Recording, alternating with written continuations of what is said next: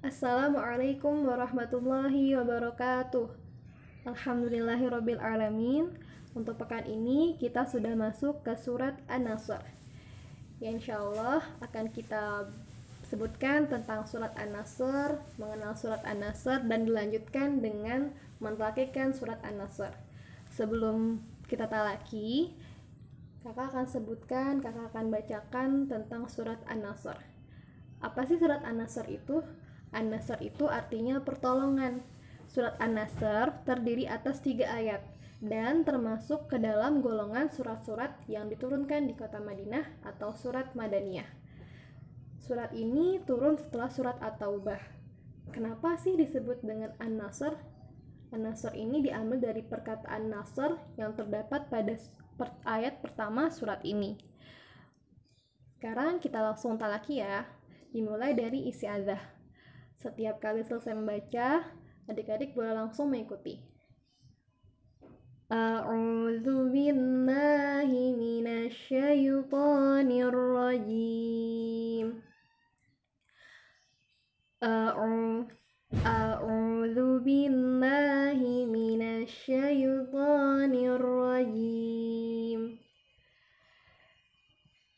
Bismillahirrahmanirrahim. Bismillahirrahmanirrahim. Idza jaa nasrullahi wal fath. Idza jaa nasrullahi wal fath. Di ayat pertama ada huruf jim yang dibaca panjang, dibaca selama 4 harokat, panjangnya 4 harokat. Kenapa?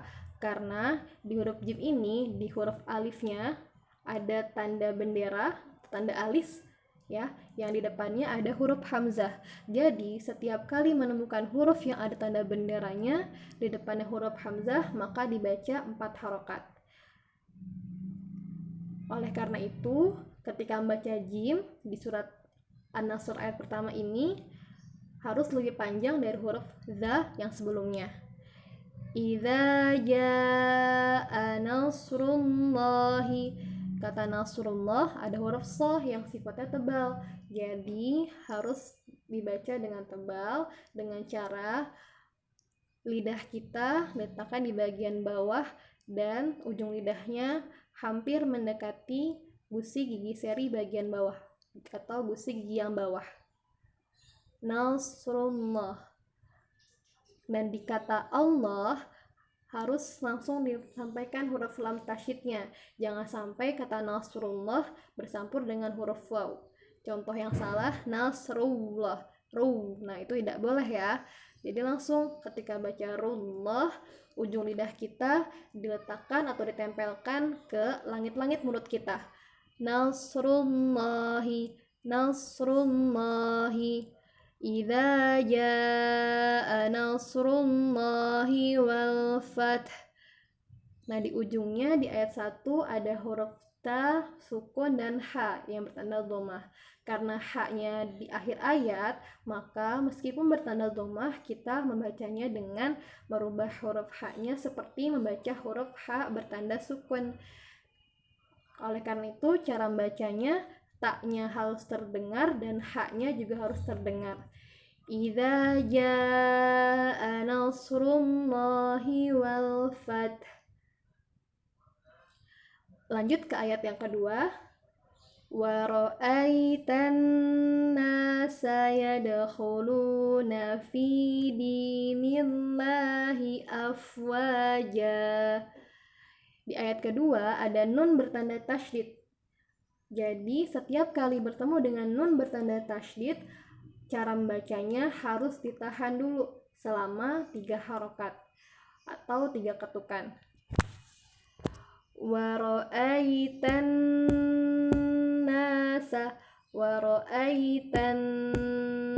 nasa yadkhuluna fi dinillahi afwaja. Nah, di ujung ayat 2 ada huruf jim yang berharokat fathah tain dan ada alif di depannya. Nah, cara bacanya seperti itu.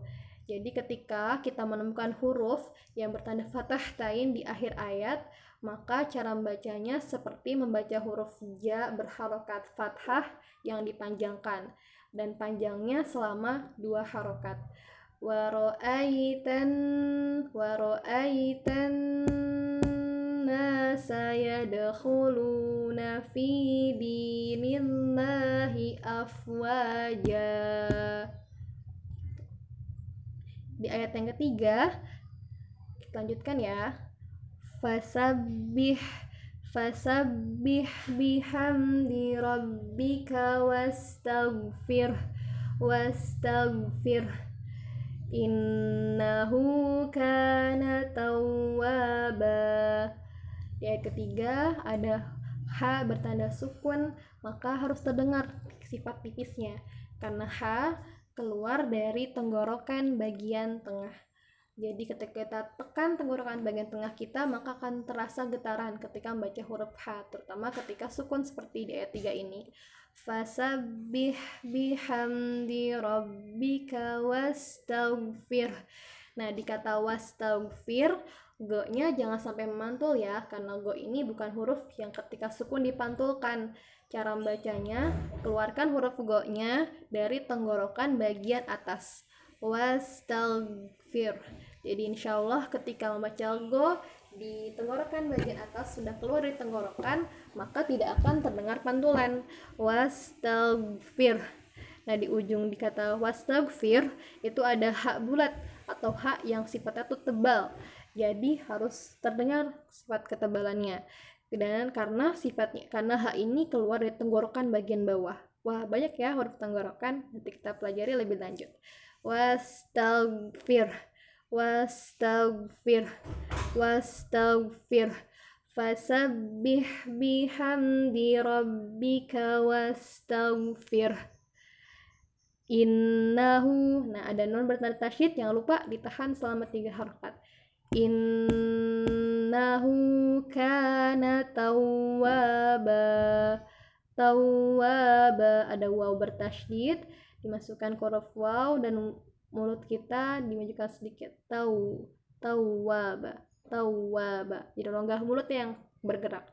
Innahu kana tawwaba.